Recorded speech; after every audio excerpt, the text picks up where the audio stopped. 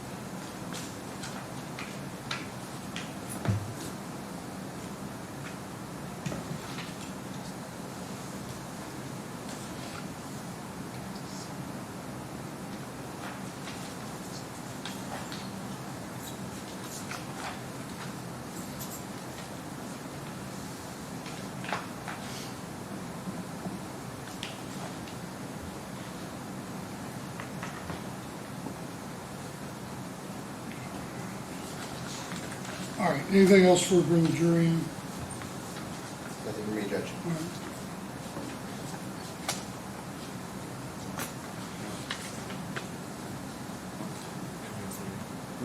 All right. No. All right, Sorry. bring the jury.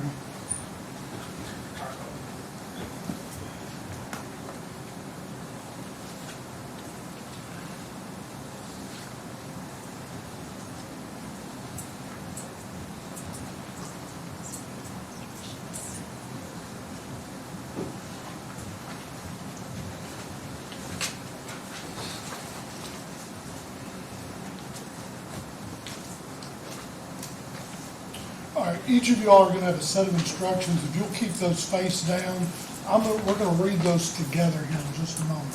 So please don't read ahead till we do that. Everybody have a seat. Wait for call. Yes. Yes. All right, ladies and gentlemen, you're gonna have the instructions here in just a moment, but before I read those instructions to you, the law applicable to this case will be contained in the instructions that I give you. It is your duty to follow those instructions. It is your duty to determine the facts of this case and to determine those facts from the evidence and the reasonable inferences arising from such evidence. And in doing so, you are not to indulge in guesswork or speculation. The evidence you are to consider consists of the testimony of the witnesses and the various exhibits that are admitted in evidence. The admission of evidence in the court is governed by the rules of law, which are designed to ensure fairness to litigants. Attorneys for the parties have not only the right, but also the duty to object to evidence or questions which do not conform to these rules. The attorneys will be heard on those objections, and it is my responsibility to rule consistent with the law. You must not draw any inference or speculate because objections made by attorneys or decisions made by the court. Opening statements and closing arguments are not evidence, and you shall not consider them as much. You must not be influenced in any degree by any personal feelings of sympathy or prejudice against the parties, for they are entitled to your fair and impartial consideration. It is the special duty of jurors to scrutinize and weigh the testimony of witnesses and to determine the effect of the evidence as a whole. You are the sole judges of the credibility of the witnesses and the weight to be given to their testimony. In determining such weight and credit, you should, as to the witnesses, consider their interest or lack of interest in the result of this trial, their conduct and demeanor on the witness stand, their bias or prejudice, if any has been shown, the clearness or lack of clearness in the recollection, their opportunity for observing, and the reasonableness of the testimony given. You should take into consideration also all other facts and circumstances appearing during the trial which either tend to support or discredit the testimony of the witness, and then give to the testimony of each witness such weight and credit as you believe it is fairly entitled to receive. If, during the course of this trial, I say or do anything which suggests to you that I am inclined to favor the claim or cause of either of these parties, do not allow yourself to be influenced by any such suggestion or perception. All right, you're going to have, each of you all, a set of instructions. If you'll turn over to these. You're going to have these to go back with you during, not only while I go through them, but during the arguments of both counsel. Feel free to take notes on these instructions. Each of those will be your copy, and you can take those with you today. Nobody will ever look at those. But when you go back, you will elect a foreperson out of your group. They will be given the court copy, which is the official copy that the foreperson will fill out. Okay?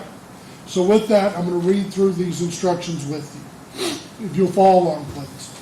Commonwealth of Kentucky, Warren Circuit Court, civil case number 20 CI 80, Division 1. Sherry Legrand, plaintiff, versus S-Ville LLC, defendant.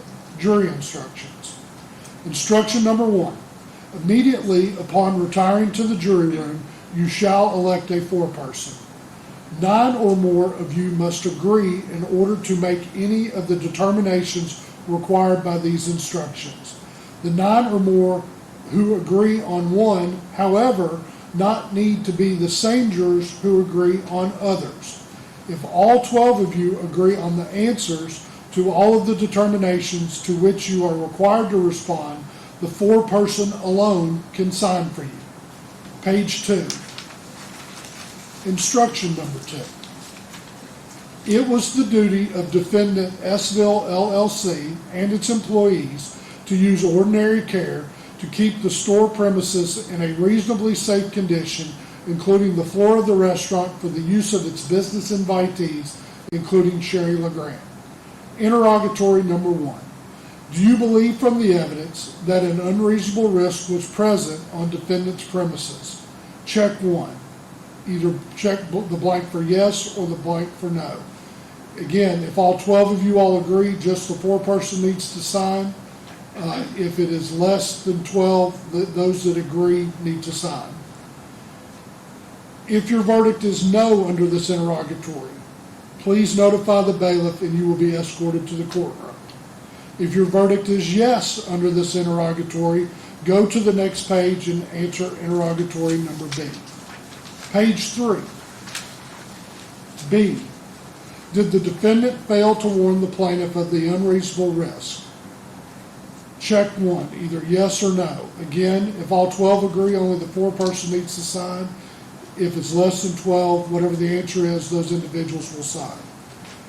If your verdict is no under this interrogatory, notify the bailiff and you will be escorted to the courtroom. If your verdict is yes on both interrogatory 1A and 1B, please proceed to the next page to answer interrogatory 1C. Next page, page 4. Only answer interrogatory 1C if you answered yes to interrogatories 1A and 1B. Interrogatory C. Do you believe from the evidence that the failure of defendant to warn plaintiff of an unreasonable risk was a substantial factor in causing plaintiff's injury? Check 1, either yes or no. Again, if all 12 of you are in agreement, only the foreperson needs sign. If not, those that answer whatever the result is will need to sign. If your answer is no to this interrogatory, please notify the bailiff and you will be escorted to the courtroom shortly. If you answered yes to interrogatories 1A, 1B, and 1C, then proceed to instruction number 3. Page 5, instruction number 3. You have found for the plaintiff Sherry Legrand under instruction number 2. However, if from the evidence you believe Sherry Legrand failed to exercise ordinary care for her own safety and protection, and that such factors were a substantial factor in causing her fall, you will say so by your verdict. Interrogatory 1, check either A or B. A, we the jury find that the plaintiff, Sherry Legrand, did not fail in her duty to exercise ordinary care. Or B, we, the jury, find that the plaintiff, Sherry Legrand, did fail in her duty to exercise ordinary care. Again, whichever one you all check, if it's unanimous, the foreperson would sign. If not, the number that did agree would sign. If on this page you found under interrogatory 1A, go to instruction number 5 on page 8. If on this page you found under interrogatory 1B, go to interrogatory 2 on the next page. Please turn to the next page. Interrogatory number 2. Under interrogatory 1B of instruction number 3, you have found that the plaintiff, Sherry Legrand, did fail in her duty to exercise ordinary care. Now you will determine if her failure was a substantial factor in causing her injury. Check either A or B. A, we, the jury, find that Sherry Legrand's failure to exercise ordinary care was not a substantial factor in causing her injury. Or B, we, the jury, find that Sherry Legrand's failure to exercise ordinary care was a substantial factor in causing her injury. Again, if all 12 of you all agree on either question, only the foreman needs sign. If not, the number that does will sign below on those blanks. If you found under interrogatory 2A on this page, go to instruction number 5 on page 8. If you found under interrogatory 2B on this page, go to instruction number 4 on the next page. Next page, page 7. Instruction number 4. It was Sherry Legrand's duty to exercise ordinary care for her own safety and protection. You have found for plaintiff Sherry Legrand under instruction number 2, but are also satisfied from the evidence that plaintiff Sherry Legrand failed to comply with this duty and that such failure on her own part was a substantial factor in causing her fall. You will determine from the evidence and indicate in the following blank spaces what percentage of the total fault was attributable to each of the parties as follows. Plaintiff Sherry Legrand, blank percentage. Defendant S-Ville LLC, blank percentage. Those two numbers should total 100%. If all 12 agree, the foreperson only needs sign. If not, the number that do agree on whatever that percentage allocation is would sign. Again, it would be at least 9 of your number. Next page, instruction number 5. Without considering any relative fault of the parties, what sum of money do you find from the evidence will fairly and reasonably compensate the plaintiff, Sherry Legrand, for each of the following items of damage she sustained, if any, as a direct result of the incident referred to in the testimony? If you determine that the plaintiff, Sherry Legrand, is entitled to recover damages for her injuries, your award shall include compensation for losses attributable or related to any condition caused by those injuries related to the incident at the defendant's store on August 18, 2019. A, for reasonable expenses incurred for hospital, doctor, medical services, medical supplies, and pharmaceutical expenses to date, not to exceed $130,868.88. Then you will indicate what, if any, award. Again, if all unanimous, only the foreperson needs sign. If not, the number that are in agreement, which needs to be at least 9 of your number, sign at the bottom. Next page, page 9. B, for reasonable expenses for hospital, doctor, medical services, medical supplies, and pharmaceutical expenses that the plaintiff, Sherry Legrand, is more likely than not to incur in the future, not to exceed $75,000.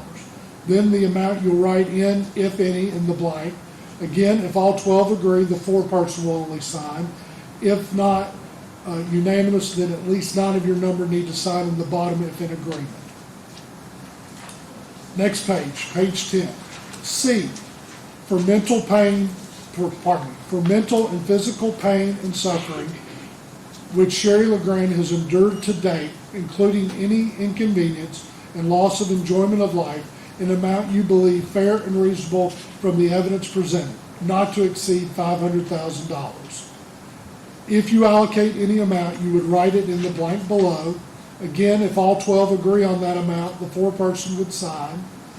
If at least 9 of your number less than 12, you would sign in the blanks below.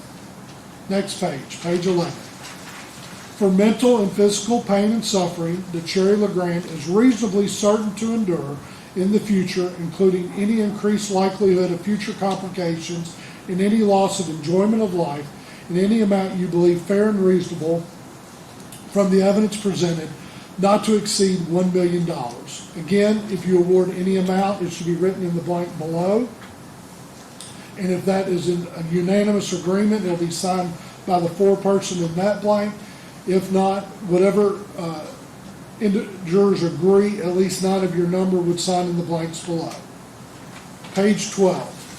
When all of your answers are final, your verdict is complete. Please notify the bailiff you will return to the courtroom shortly. Honorable Christopher T. Coron, Judge, Warren Circuit Court. These are your instructions.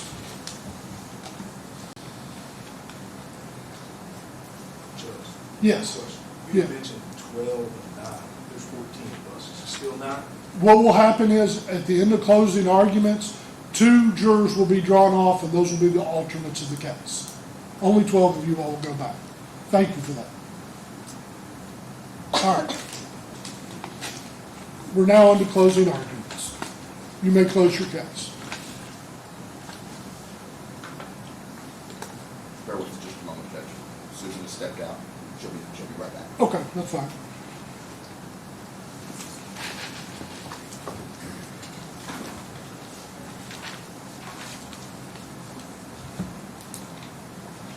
Oh, also one thing for the jury, while we've got a second. When you go back to the jury room, if there is any testimony that you want to hear again, all of this has been recorded. All you have to do is write a note to the bailiff, they'll bring it to me, but be advised. For example, if you want to hear the testimony of any witness, you will hear that witness's testimony in the entirety. So I'm not trying to encourage or discourage you from that at all, but do be aware, for example, if somebody was on the witness stand for an hour and a half, it'll be an hour and a half to play back that testimony. Does that make sense to everybody? But that is an option you all always have if you need to rehear anything.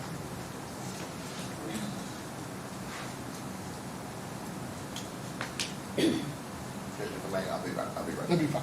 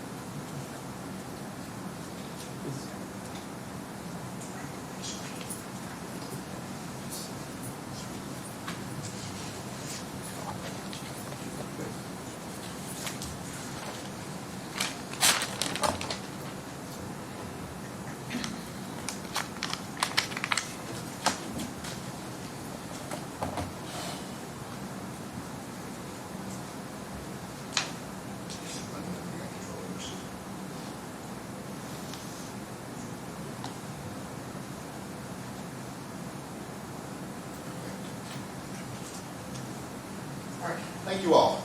We've been here 3 days together now. I appreciate all your attention. I know it's sometimes hard, especially when we get to the video portions, but you all have done a great job. And we all, both myself and everyone at my table and the other tables, appreciate all the attention you've given us. I'm going to be as brief as possible today. I'm not going to ask you all to sit through all these videos again. Before we began, I asked you all to wait. You're about to take this case back to the back, and you're gonna make the decisions about who did what and what the facts are in this case. I'm gonna go first, and I'm not gonna get the opportunity to talk to you again. After I speak to you, Justin will come up and he'll speak to you. Now, at the beginning, I told you I've had answers to everything that they presented to you. I won't be able to answer him in return after he comes up here. So I just want you to keep in mind everything that you've heard over the past 3 days, and when he's speaking to you, think about the things that we presented to you as well, okay? This case is about common sense. It's about using your spatial awareness, your usual powers of observation to see what's around you and to look out for your own safety. S-Bill, as you read through the instructions from the judge, you're going to be asked to determine whether what S-Bill did here was reasonable. Like we started out, we're ending where we began.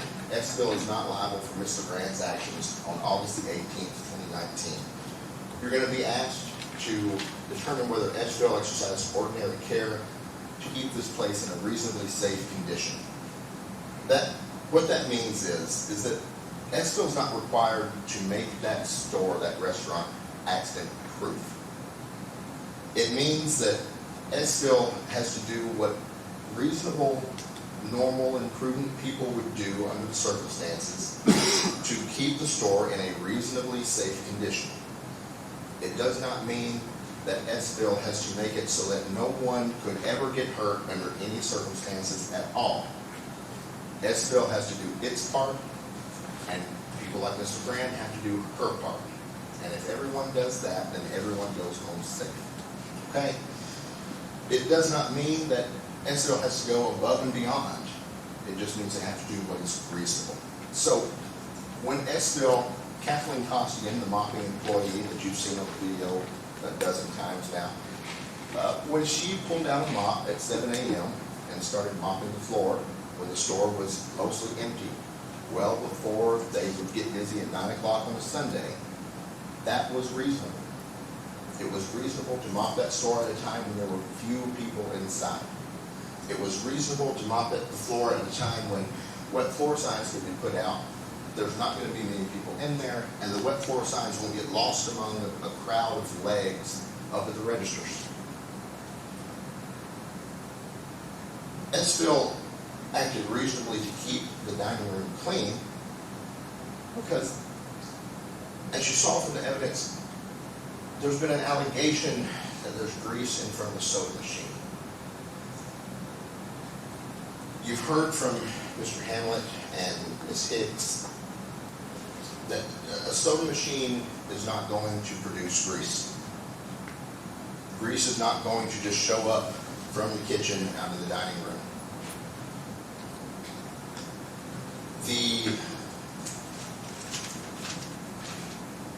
The mop that Ms. Costigan had, when she testified to you through the video, she told you that that mop that she had, that she wrung out in the video, you saw her wring it out, was barely wet. On top of that, we had no pictures of the clothes that Mr. Legrand and Ms. Legrand were wearing on the day of, even though we had pictures of her shoes. We had pictures of her in the hospital bed when she was either in the ER or having her surgery a couple of days later. She told you that she would think anybody would start preparing for litigation at the very beginning. She did not take pictures of those clothes. That would have been her smoking gun if everything that she said was correct.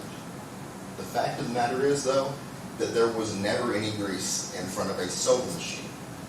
If there had been anything in front of the soda machine, it would have been sticky splatter from a soda popping out onto the floor. That's the residue that you would expect to see in front of a soda machine, not grease. On top of that,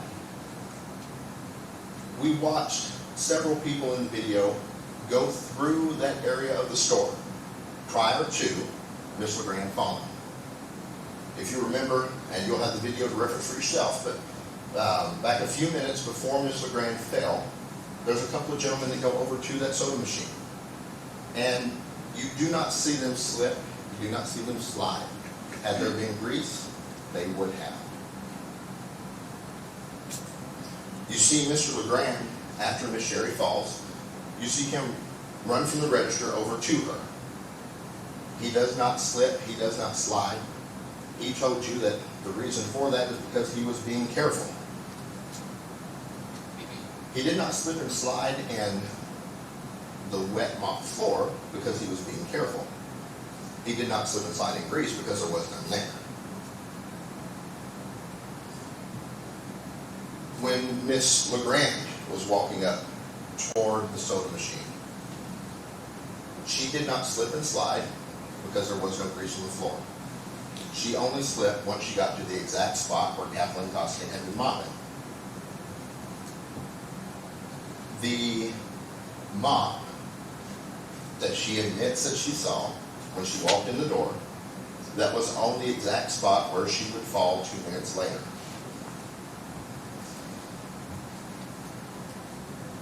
If you find that it was unreasonable for Esville to have mopped its floor at 7 a.m. on a Sunday when it's not busy, then you'll go to the next instruction that asks whether defendant failed to warn the plaintiff of the mopped floor.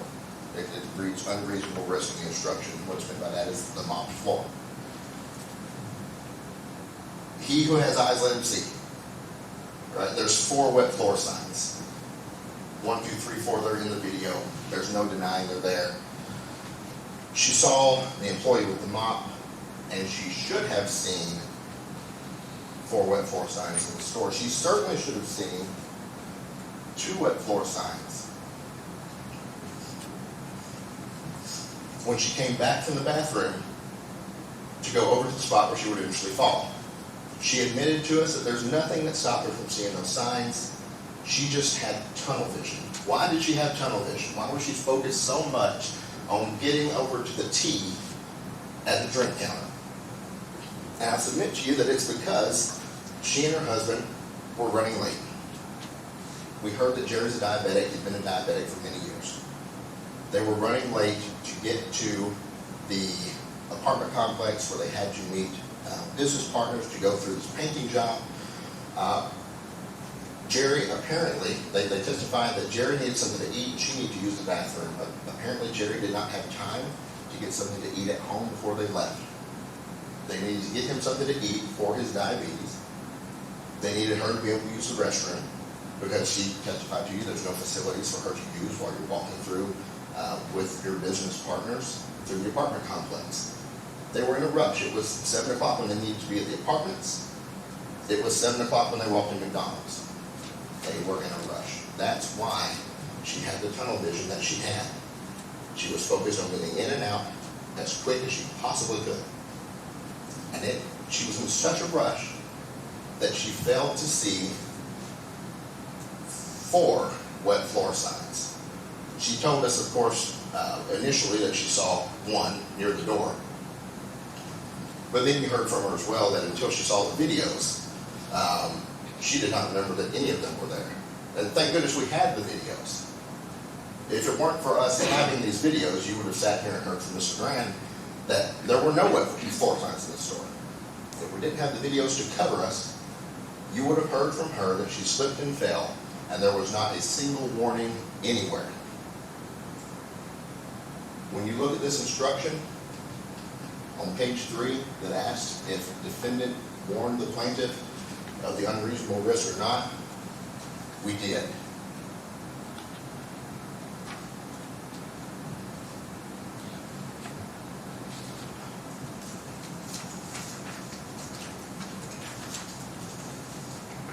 The next thing I want to talk about is causation.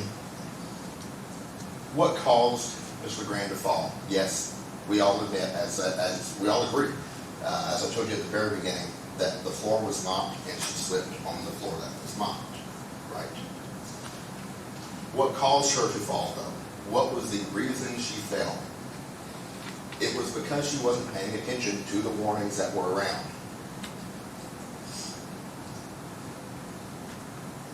Justin covered several of the gold standards with you, and he wants to split hairs with me about whether they're guidelines or policies and procedures or standards, whatever the term is. You saw the words that are used, and you heard the testimony about how they're supposed to be implemented, that they're situational, that we use them to guide an employee when they are met with one of the many different situations that could come up in a workday. And at that point, they think of the guidelines and apply them to the best of their ability to create a safe environment so that anyone using their common sense, their usual powers of observation, their spatial awareness can walk into the store, get their food, and walk out. What I want to ask you is, do you really think that when Kathleen Costigan mops up and down instead of left and right over here, that caused Sherry to fall?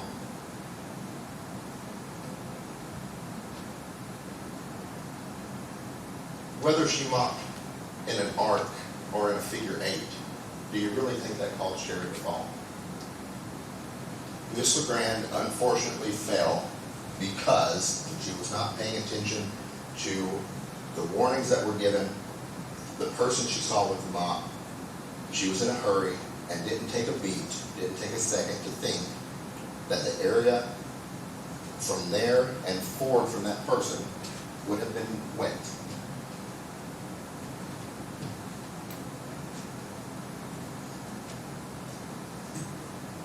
She asked us, we asked her what could have been done differently here. She suggested that these wet floor signs maybe should have been moved closer to the drink machines. You can't put the wet floor signs where you're going to mop. Kathleen's mopping here. She needs the floor open. The wet floor signs are here, marking off the perimeter of the area that she eventually intends to mop. That's what the guidelines told her to do. That's what she did. Regardless of whether Ms. Legrand's solution of moving them that way or this way or left or right, wherever she wants to move them, she walked from the bathroom across the entirety of this counter space, all the way past the wet floor signs to where she would fall. Whether they're here, there, somewhere else along that path, she should have seen them. And that goes back to the warning. We warned her that there was a mop floor over there. She just did not see them.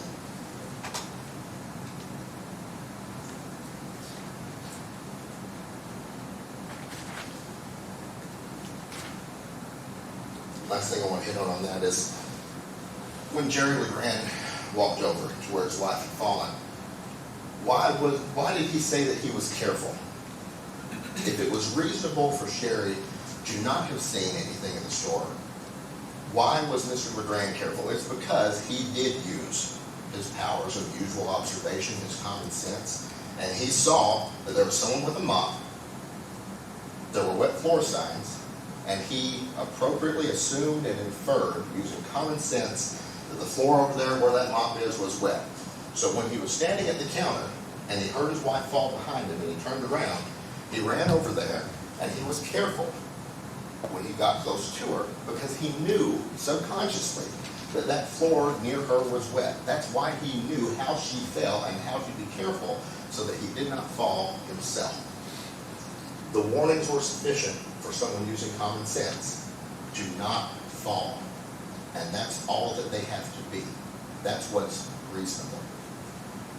We do not have to have caution tape at eye level for a 5'5" person. If we had to have it there, we'd have to have it here for a 6-foot person, here for a 5'2" person.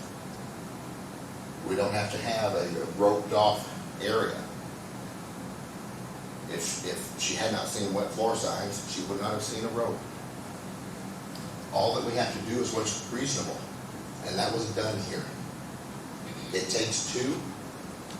It takes one person being reasonable and one person using their common sense to avoid slipping and falling on a wet floor. A wet floor that was mopped. Even Ms. Legrand agrees with me that restaurants have to mop their floors. It was reasonable to do it. There was a reasonable warning. Nothing that Esville did here caused her to fall.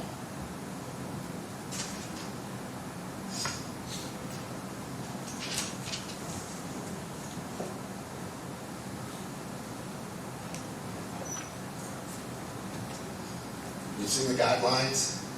You've seen all the slip and fall injury prevention measures that were undertaken. You've seen how there was a lobby mop that's blue and a production mop that's red, and how we keep the two separate so that the red mop used in the back that can come in contact with grease popping out of a fryer does not get drug out into the lobby, or it can be mopped around on the spot where customers are walking. The blue mop was used. It's clearly in the video. Everyone agrees it was a blue mop and a blue mop bucket.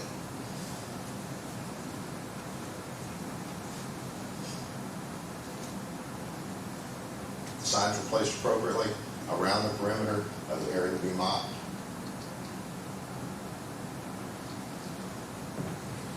Kathleen fulfilled her duties. She put out the wet floor signs.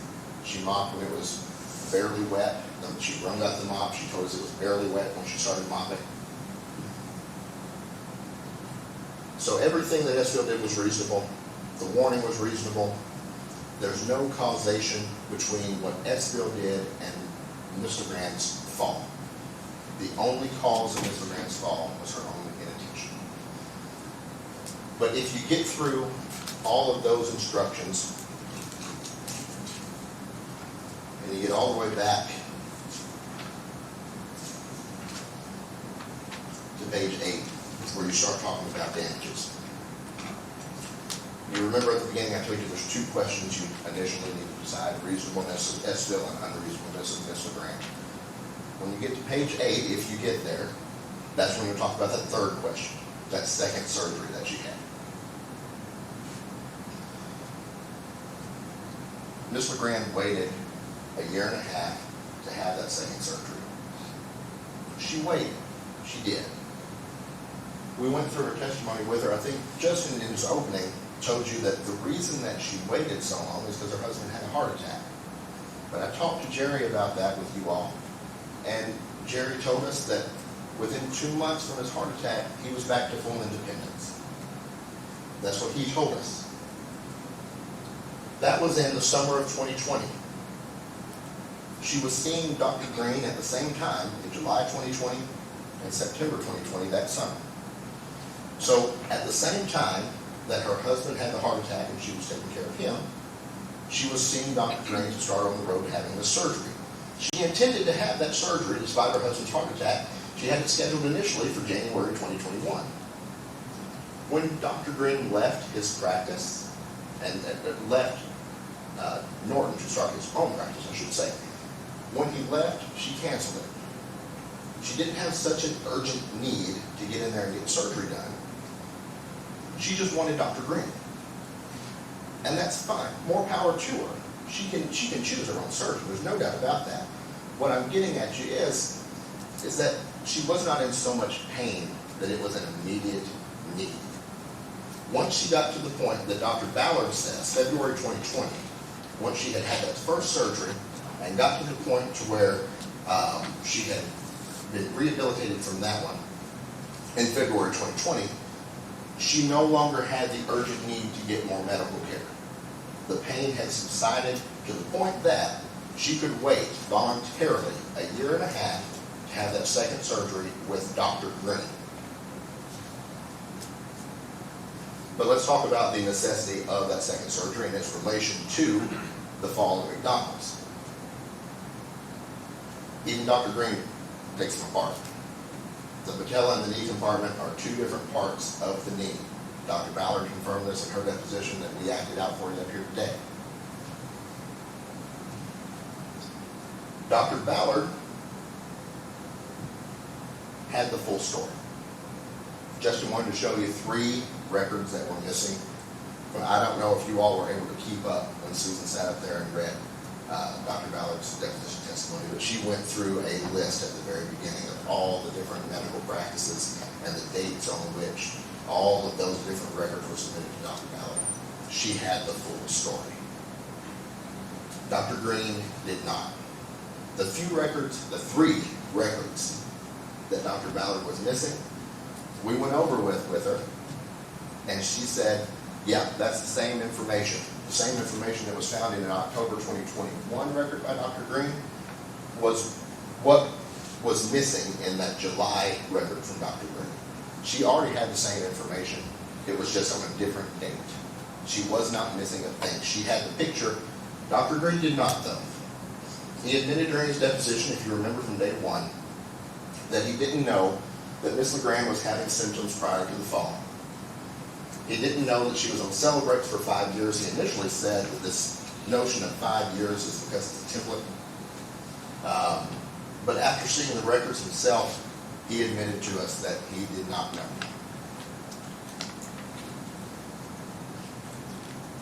Then Dr. Ballard told us about the right hip replacement, the arthritis in both of her knees that affected the likelihood of a fracture, and that the balance issues that she could have been having from the hip replacement would make it more likely for her to fall. Dr. Ballard's final opinion was that all the medicals after February 2020 are not related. You'll have Defendant's Exhibit number 1 with you in the back. The number of medicals that Dr. Ballard says are related is 44,371 and 47 cents. Again, that's only if you get past the point of S-Bill being responsible for what happened here.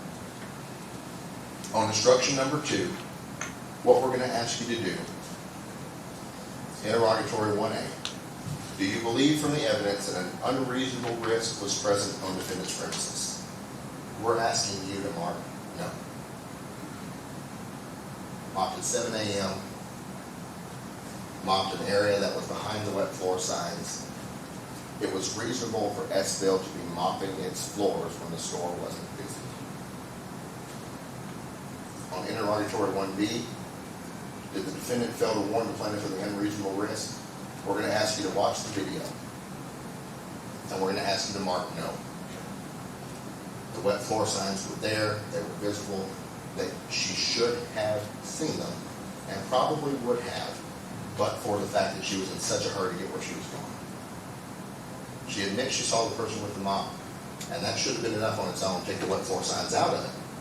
Put the wet floor signs back in, and I think it's unquestionable that S-Bill reasonably warned Mr. Legrand of the wet floor.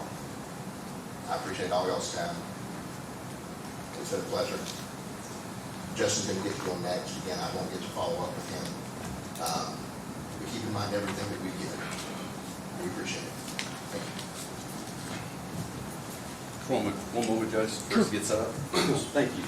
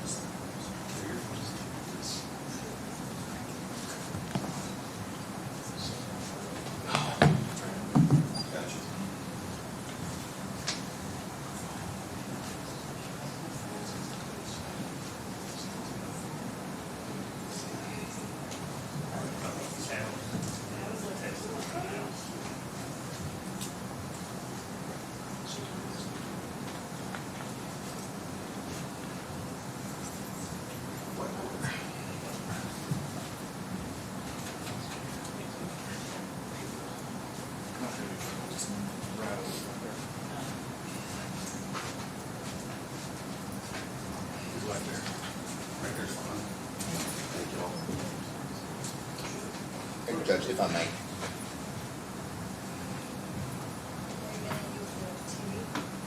Yes. Just a minute, please.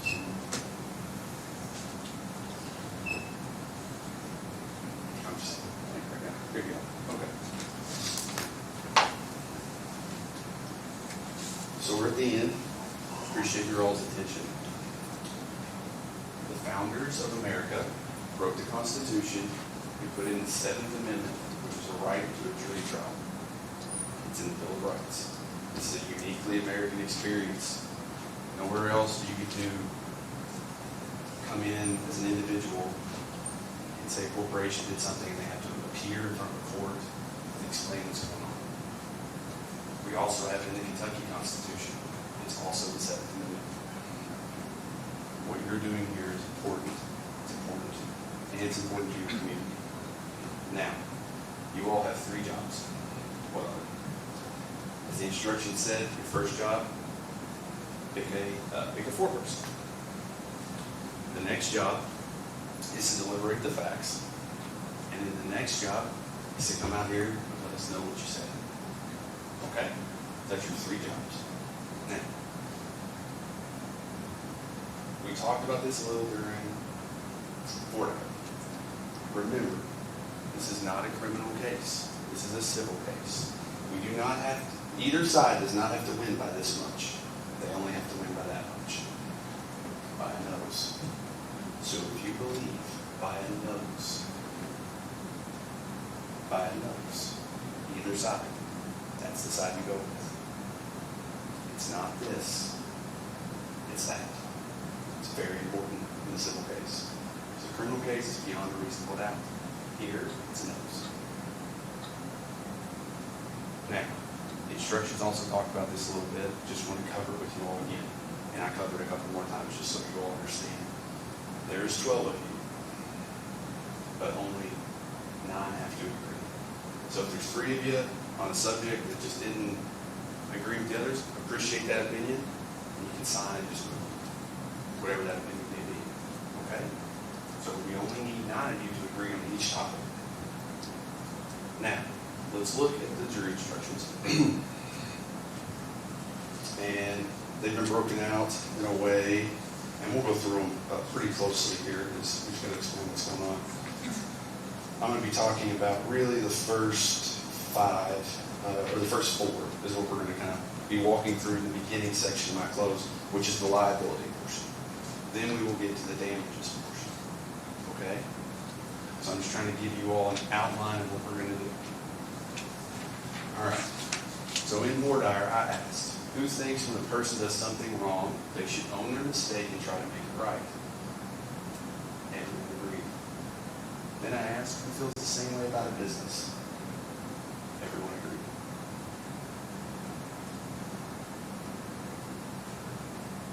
Now, in this case, you have a business that had standards. The standards, purpose of safety, prevent accidents, keep guests and crew safe. No work is so important that it should be done safely. No work. No work. That means not helping someone. That means no work. It should not be so important, it should be done safely. The important part of safety is you make sure everything's safe. Okay?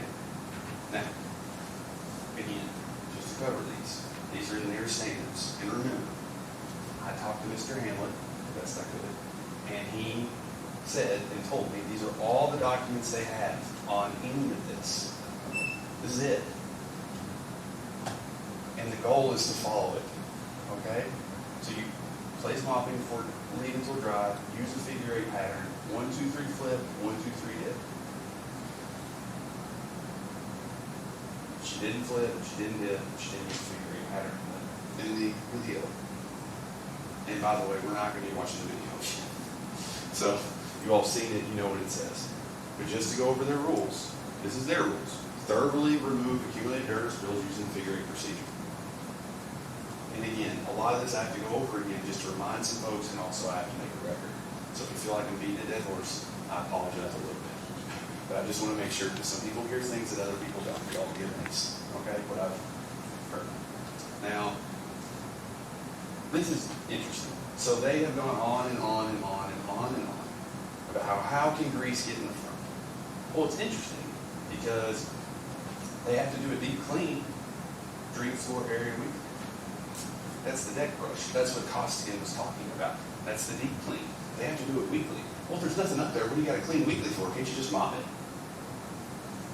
Well, I guess there must be something there because you got to deep clean it. And if you deep clean it, and then, so if you don't deep clean it, which apparently you don't need to, I don't know, it's in the rules. It's kind of confusing. But my point is, and then you go to here, again, 1, 2, 3 flip, 1, 2, 3 hit technique. It's in their stuff 3 times. 4 times, actually. So now we have slip and fall injury prevention measures. Okay, so let's talk about this. Slip and fall injury prevention measures. They keep saying it's an accident, it's an accident, accidents happen. Here's the thing. You know what else is a prevention measure? A stop sign. That's an accident prevention measure. If you go through a stop sign 99 times and you don't hit anyone, the 100th time, is it still your fault? Or is it your fault? Probably. Even though the 99, then nothing happened. This is their standards to prevent falls. They're supposed to use proper procedure. They're supposed to place wet floor signs. And as far as the wet floor signs, the way they're placed, the cones act more as traffic cones in this case. They direct people. They don't mark where they're plopping at. Now, also, wear slip-resistant shoes, place floor mats. You heard Jerry say there used to be a floor mat there. That's for you all to decide. And here's the other thing. Remember, this is their stuff. It says greasy film is difficult to remove and can create a potentially hazardous condition, especially with that. Greasy film is difficult to remove. That's why you have to deck brush. And they have to deck brush where? In front of the drink counter. Weekly. So clearly something is there.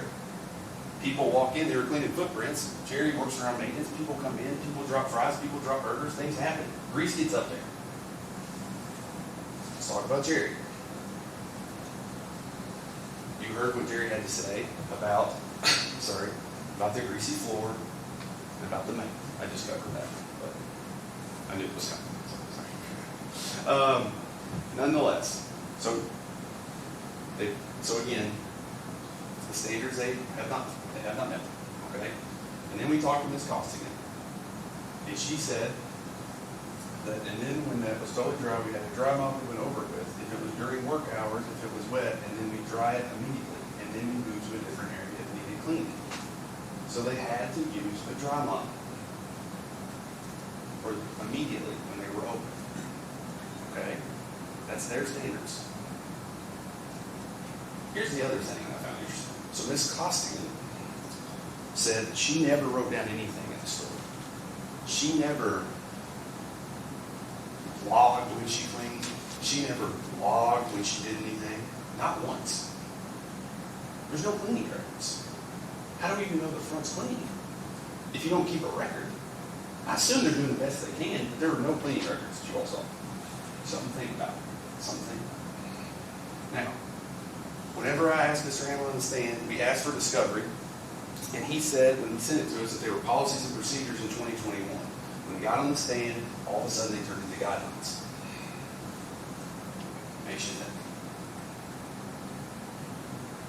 Okay, so let's talk about the employees. The employees are very, very nice people. I have nothing against employees. The employees really did do, I'm sure they did to the best of their ability. The problem is, the business failed to train them properly. How do we know that? We asked Ms. Costigan. It was probably a 45-minute video that he watched. That was it. And most of it was on greeting people in service. There wasn't hardly anything on cleaning. These people are doing the best they can, but if they're to the best of their ability, ESCO has to make sure that they meet those standards. Now, ESCO currently has 23 stores. The video speaks for itself. We're not going to watch it. Spare you all that experience. They failed to follow their own gold standards. Now, failed to follow the prevention measures. Failed to follow all of these. We just went over. And the cones, Ms. Hicks in her testimony said she would have moved them a little closer. She would have put them in a more defined spot. So, now my client has said that she probably thinks it's a combination. So she's trying to own their mistake. Is that so?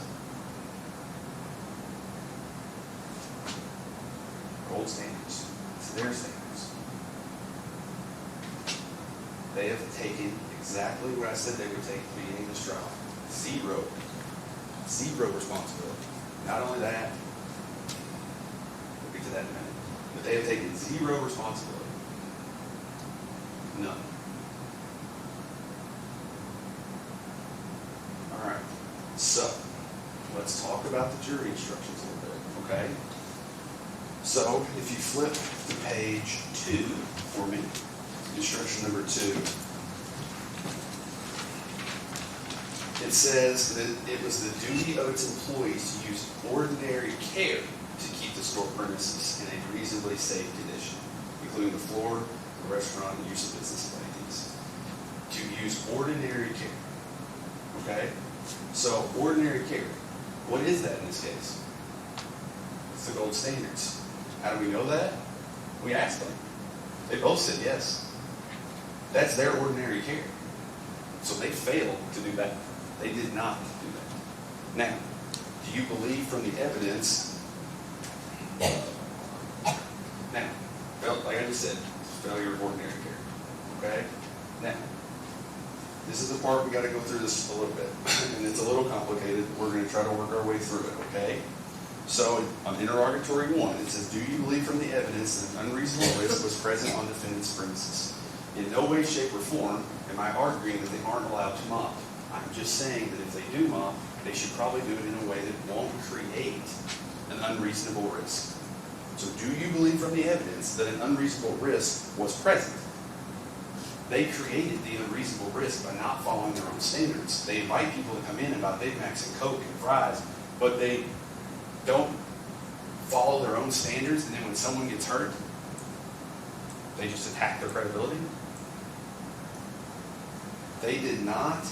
They are not owning their mistake. That's why we're here.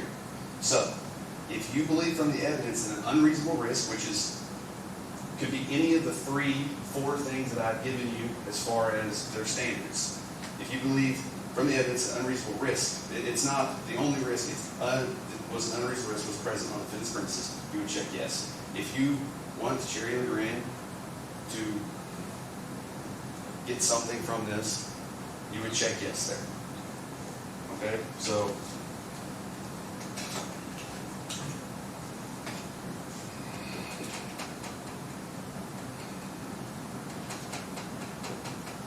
so interrogatory 1, you would check yes.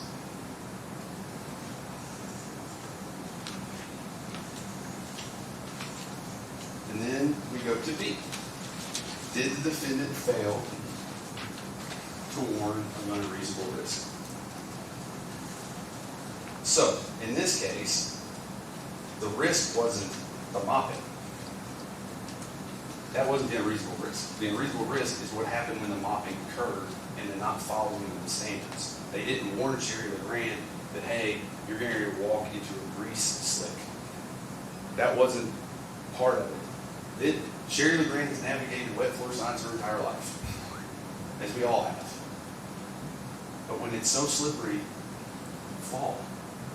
Because there's grease on the ground, and that's what Jerry said. Even though they keep implying that my clients apparently are the most litigious people on earth, even though this is their first lawsuit, they're almost 70 years old.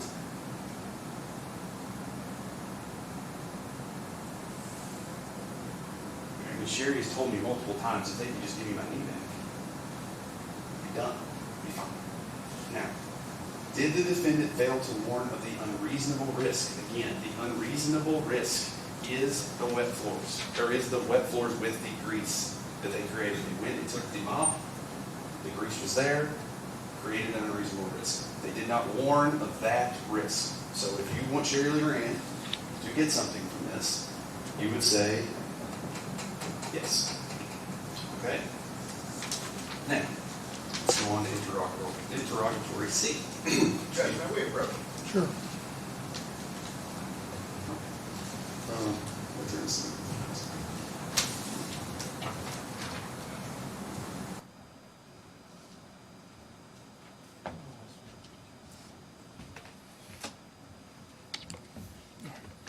If you want Cherry Legrand to get something from this, mark this. not read the instructions and follow the instructions faithfully. I think he is arguing that if you're wanting to find on behalf of the plaintiff. It's not argument, Judge. He's going straight to damages. Well, I can do whatever I want to. No, you can't do whatever you want. Well, I mean, as far as within the You rules, you sorry. can within the rules, thank you. I do believe that you can argue that you were asking him to find on behalf of your client. Additionally, Judge, just one more.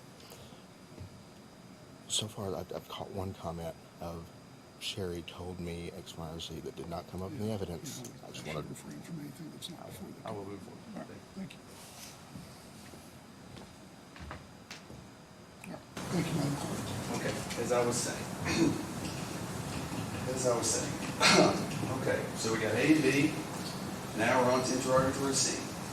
Do you believe from the evidence that the failure of defendant to warn plaintiff of a reasonable risk was a substantial factor in causing the injury? Okay? The key with this is, it's important, it says a substantial factor, not the only one.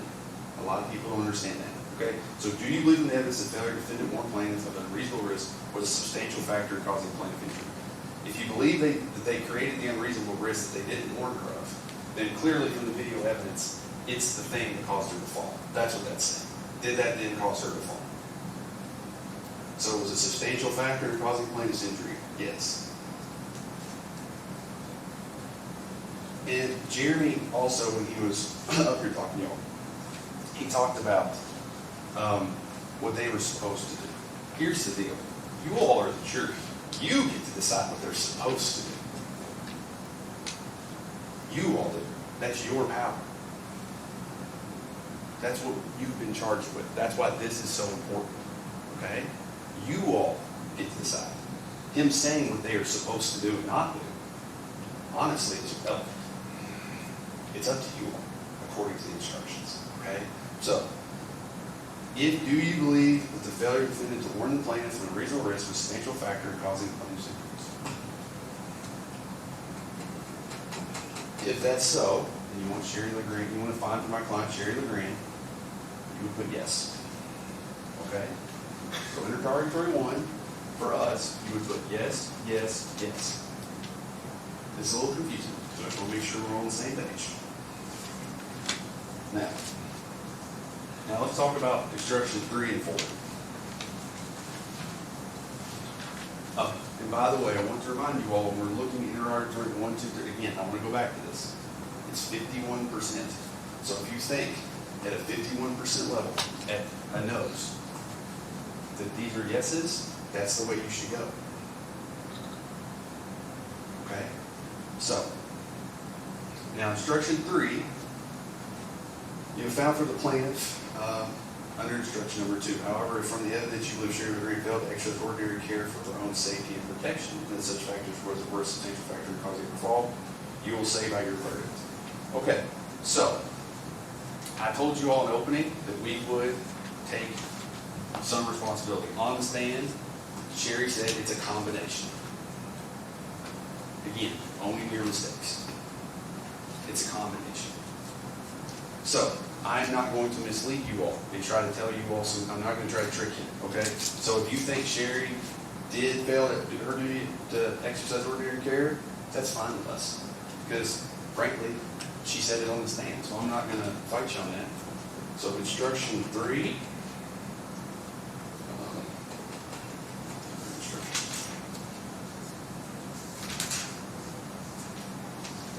So on instruction 3, you all would check B. Okay? We find the jury that plaintiff Sherry Legrand did fail her duty because we told you all that we would agree to some responsibility. And then you would go on to interrogatory number 2. Interrogatory number 3 in instruction. Instruction number 3, interrogatory number 2. Okay, sorry, it's a little confusing. Interrogatory. So instruction 3, interrogatory 2. You would also Right, B, we the jury find that she failed to exercise ordinary care of a substantial factor in causing her injury. We're fine with that. Because, again, own your mistakes. And here's the thing, I will say, it is up to you all. So if you decide on one of these, it's not, that's okay too. I just think, I don't want to mislead you because I said the opening, you take some responsibility. Okay? That's what you all would do. That's what you all would do if you want to get to number 4. Okay? If you all want to get to this page that allows you to assign liability to both parties, this is the pattern you must take. This is the road. If you're like, you know what, it's not 100% this way, it's not 100% that way, these are the answers you have to write down. There's no other way to this road. So I just want to make sure to get this, okay? It's important. When y'all get back there, I promise you'll think you remember, and you won't. And then, get a lot of questions. So I'm trying to make it as clear as possible. So, on instruction 4, as far as the percentages of fault are concerned, I would suggest, we'll just go through it. If Sherry Legrand's duty to exercise ordinary care for her own safety and protection, we found for plaintiff Sherry Legrand in instruction 2, but are also satisfied from the evidence that plaintiff Sherry Legrand failed to comply with this duty, and that such failure on her own part was a substantial factor in causing her fault. You will determine from the evidence and indicate in the following blank spaces what percentage of the total fault was attributable to each of the parties as follows, and has a line for the plaintiff and for the defendant. So you will determine from the evidence and indicate the following blank spaces what percentage of the total fault was attributable. So how much fault each party had. Okay? So, my suggestion to you all, so this is plaintiff Sherry, and this is defendant Esville. And again, this is assigning how much liability they have. Sherry walked past 4 warning signs. 5% each for each one, 20% fault. And then Esville would then have 80%. That's my suggestion. But here's the deal. It's up to you all. You can say 50-50. You can say 60-40. It's up to you. But if you want to assign anything, you have to get to this page. If you don't get to it, it's like a choose your own adventure book. You're trying to figure out how to get there. Maybe the younger folks don't know that, but I know that. And this is how you get there. Okay? And again, it's by nose. Okay? It's by nose.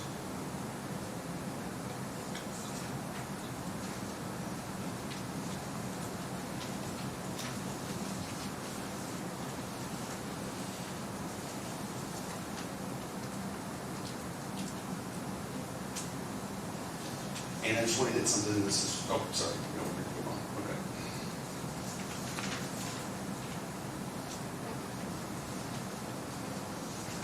Okay. Just do a review of that. Okay, so now, let's talk about Sherry a little bit, okay? So for context, just so to remind you all, past medical history. You heard all the records Ellen Ballard got. If Sherry would have had this big knee problems that she was having, you all would have heard about it. The only thing you heard was Celebrex, which is for arthritis in your knee. That's normal when people have aged, just like Sherry, especially when they're active. She did not have significant fall history. You did not hear anything about that. She did not have significant right knee injuries. You hear anything about that? She was active. Sparingly took Celebrex. I just got to that. But she was an active nurse. Active. We asked Dr. Green. Okay, so she comes and sees you a little later, talk about that, but what she telling you? Yeah, she was super active. I know Legrand really well. She's a big tennis player. She's a nurse. And she says, and this is when she came to see him, that time she's had severe weakness in her quadriceps, limping, crepitus, crunching knees, really can't get back to her activity level she wants. So before the fall, she was extremely active. Now,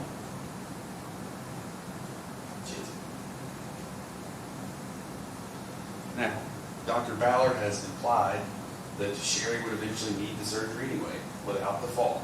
Would she have had the surgery anyway, the full knee replacements that we're talking about? Because no one's disputing that she shattered her patella on August 18, 2015. What did Dr. Oh, sorry. Skip this slide. So, let's talk about this real quick. In the law, you take the people as they are. It's called the eggshell plaintiff rule. Okay? What that means is if you do something and then someone gets hurt, you don't then put them on a standard of Superman or a very, very healthy person. You take them as they are. So if you end up, if something happens, if you have a bad knee or a bad elbow, and then someone does something and they hurt you, it doesn't matter that you have a bad elbow, they still hurt you. You take people as they are in the law, okay? Nonetheless, all right, I asked him, so doctor, someone said to you, Sherry was older, already had arthritis, and because she was older and already had that, she was going to have the surgery anyway. Would you agree with that? No, I wouldn't agree with that. Why wouldn't you? Well, I think her symptoms were pretty mild at that point. I think the post-traumatic nature, shattering her patella, her kneecap, leading to surgery to fix her extensor mechanism, by all means that alters the biomechanics of the knee. The cartilage surface way more than a little bit of baseline mild patellofemoral arthritis. It has a lot of words, but what it means is Sherry was older, she already had arthritis because she was older and already had that. Was she going to have the surgery anyway? Would you agree? No, I would not agree with that. That's her surgeon. That is not a picked and paid for expert. Now, they've gone on and on about this big gap in treatment. Let me remind you. Dr. Green had a non-compete clause. What happens when you have a non-complete clause? You can't do anything. She can't put out any marketing. She has no idea where he went, and he's not allowed to put that out. She tried to find him. She's 60-something years old. She called. They told him, Gordon wouldn't help him, and then left this stuff up. That's what she said on the internet. So it was very difficult to find him. She was trying to find him.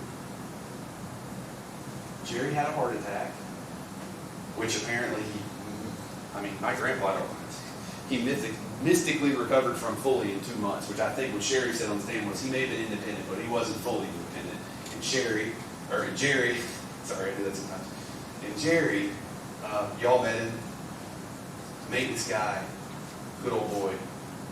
He's going to get back on his feet in 2 months. He's going to try to, and then Sherry, the nurse, So she's trying to make sure he's okay. Now, they told you about February 4th, 2020, Magic Day. The stroke of midnight on February 4th, 2020, when it went to February 5th, her knee pain was no longer related. That's what they said. That's what Dr. Ballard has said. When she completed that physical therapy, which, by the way, in that physical therapy note, it says she still has pain. She wasn't all better. It wasn't a Magic Day. Oh, and by the way, a month later, COVID hit. Okay? Then she had to start the treatment. Now, you all have to decide who you believe. The treating doctor or the picked and paid for expert. Now, we read in her deposition, which was a little odd. I'll grant you that. But you all still need to pay attention to what was going on. And I asked her, would you agree the report does not have all the medical records and everything in it, that it is not complete? And she says, yes.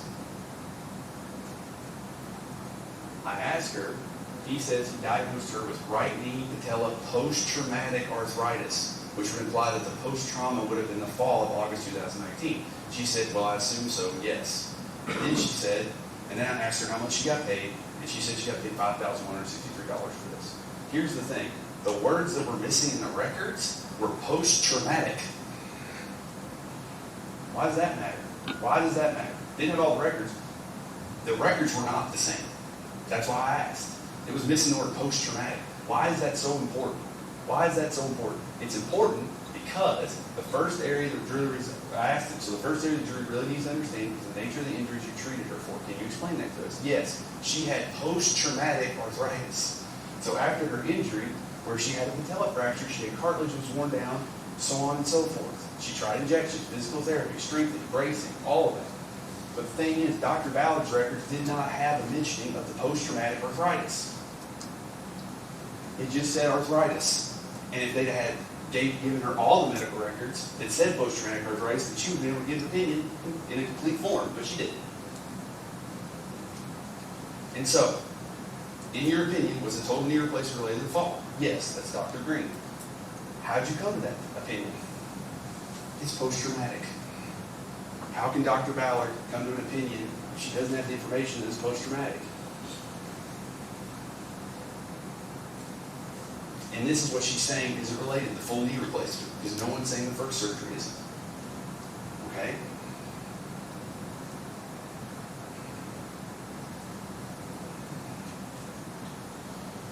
Okay, so let's talk about damages.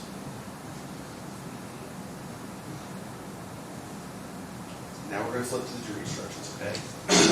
Excuse me, I'm sorry.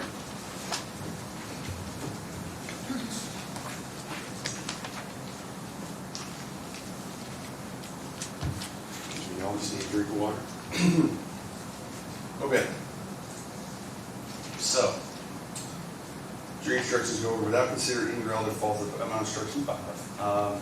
So without considering any relative fault of the parties. So we'll talk about that a little bit.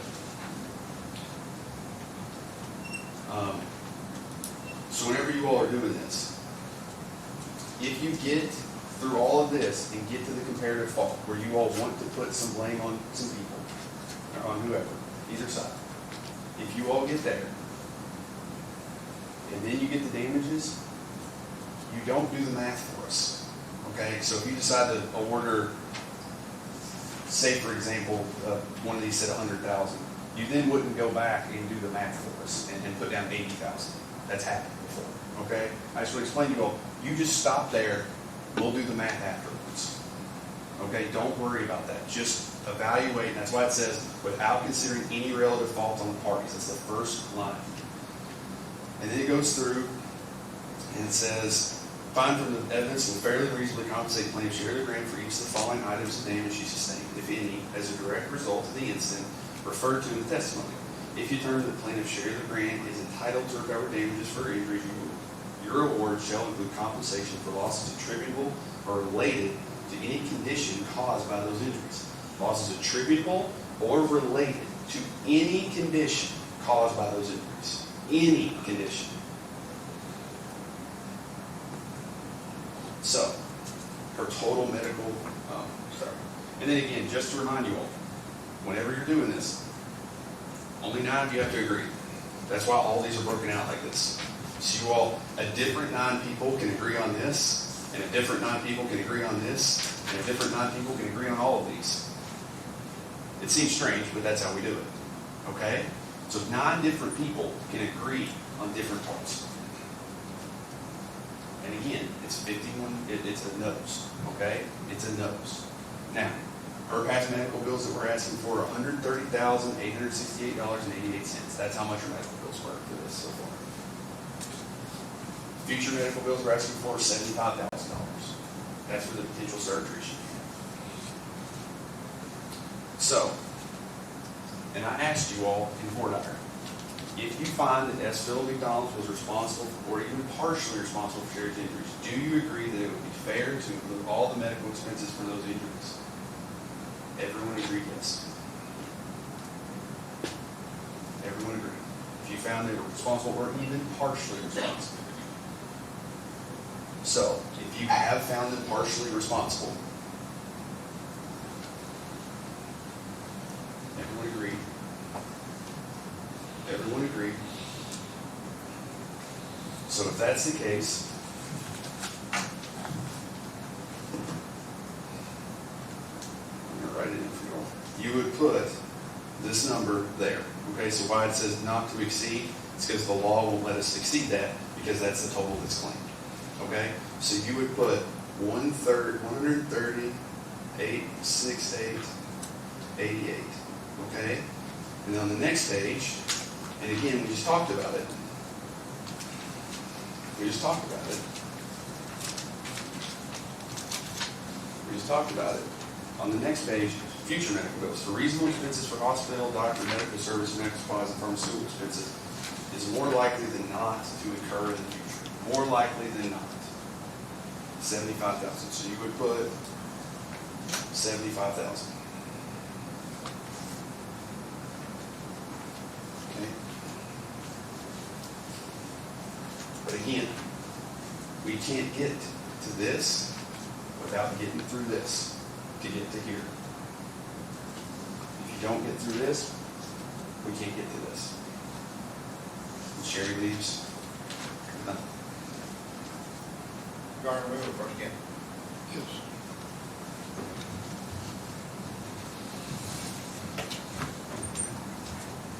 Thank you so much.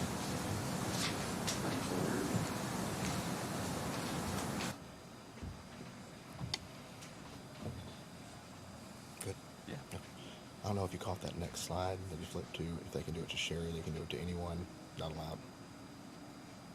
Is it the next slide? Mm-hmm. Yeah, we're not gonna do Okay, that's fine. that. All right.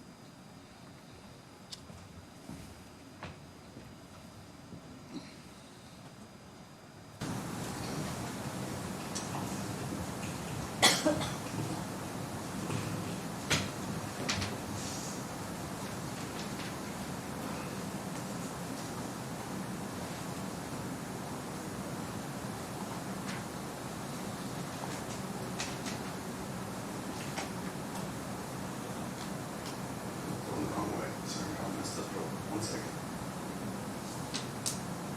Sorry.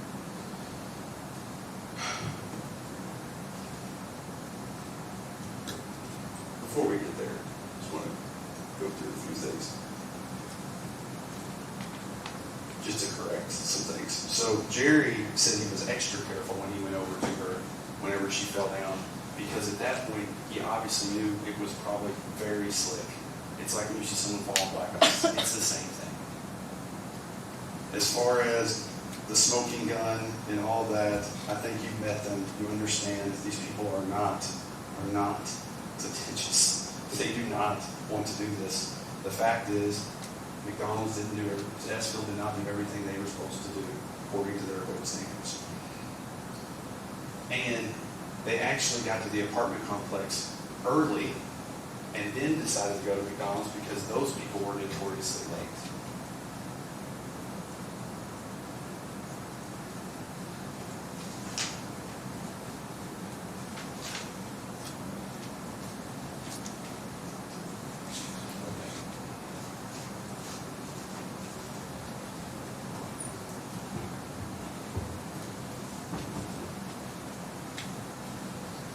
I've had the honor of representing Sherry Legrand for the past 3.5, 4 years. She's always been kind, nice, and understanding about everything in this entire process.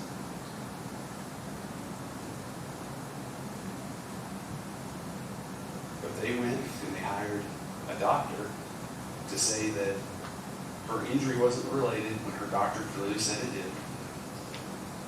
They've pretty much just attacked her for exercising her American right to enter the court system. They've called her, they said she has no common sense. She was a nurse. She served this community for 35 years.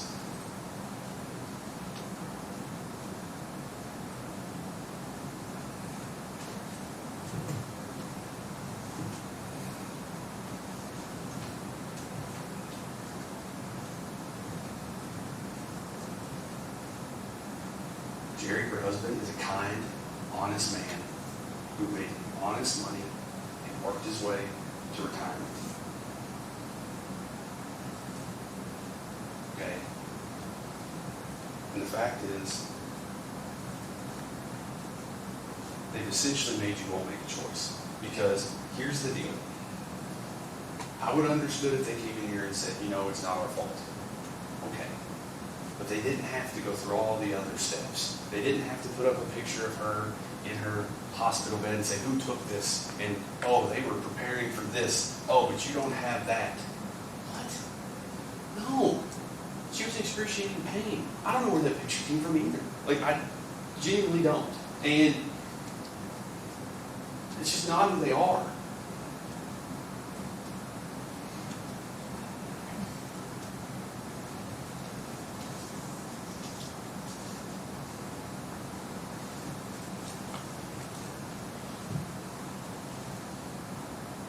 Own your mistakes, and businesses should too.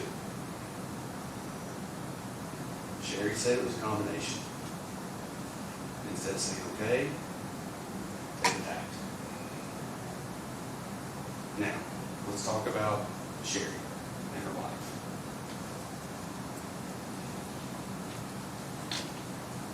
This is a painting by Kazimir Malevich. I don't know who that is. I looked this up last night. This painting sold for $100 million. Now, our collector is going to say this is a rare, unique, and fascinating piece of art. It's one of one. But we're all one of one. People are one of one. This is $100 million. Perspective. Everybody knows who that guy is. It's LeBron James. Next year, he's set to make $627,023.63 per game for 48 minutes of basketball.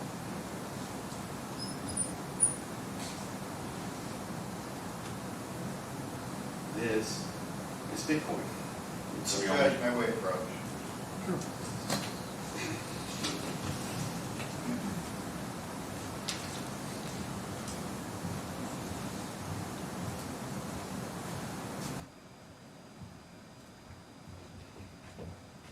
I was going to let the painting go, LeBron James go, but none of this is in the record. He looked it up last night. He said, It's argument, Judge, for the frame He's of making reference. arguments, he's got some attitude, but I'm sure he'll be moving quickly to the ask. Yeah, that's fine. Bitcoin's about to be a big business. He's going to make the I'm not gonna trust comparison. anything about I business. assume you're not gonna make a comparison to this.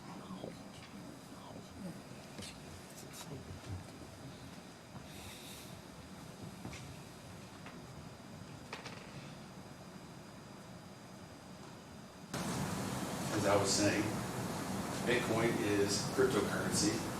It's literally something that's made up on the internet. It's digital currency. In 2013, it was worth $100. 10 of them, as of yesterday, was worth $434,510. That's for made up internet coins. Perspective.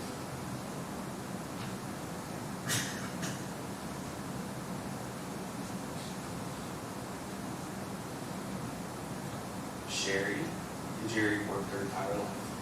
Sherry, like I told you all, and you heard, she was a nurse, she served the community, she worked at the health department, she worked here, she grew up here, and she wanted to enjoy her golden years with her husband, with her family.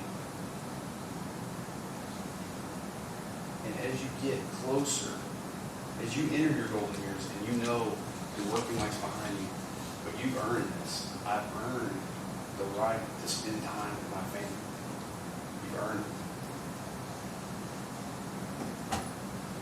it. As you get closer to the end of something, you value it more. This incident happened more towards the end of Sherry's life than the beginning. But just because she wasn't 18 when this happened to her, doesn't mean that her pain and suffering isn't worth something or even more, because now she knows everything I work for I'm not going to be able to do without pain.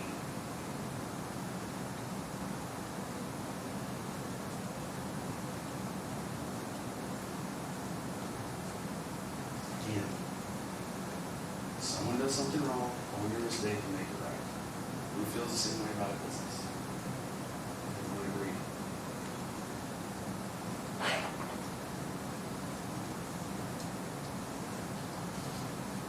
Another way to talk about this with you all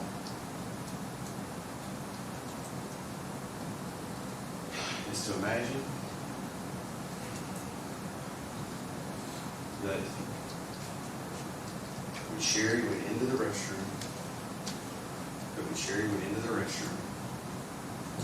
and she was about to come out, time froze.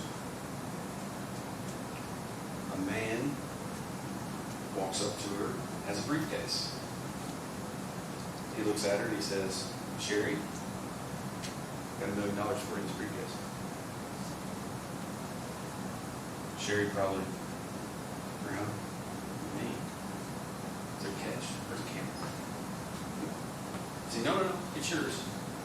You're just going to have to do something for it. See, when you leave here, you're going to walk, you're going to try to get tea, you're going to fall. You're going to fall down in grease. You're going to fracture your kneecap. And everyone in the store is going to hear you cry. Or hear you yell, scream.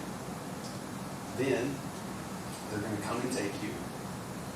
You're going to lay there. You're going to think to yourself, I can't get up. I know this. I'm loose. This is bad. You're not going to get up. They're going to take you to the hospital.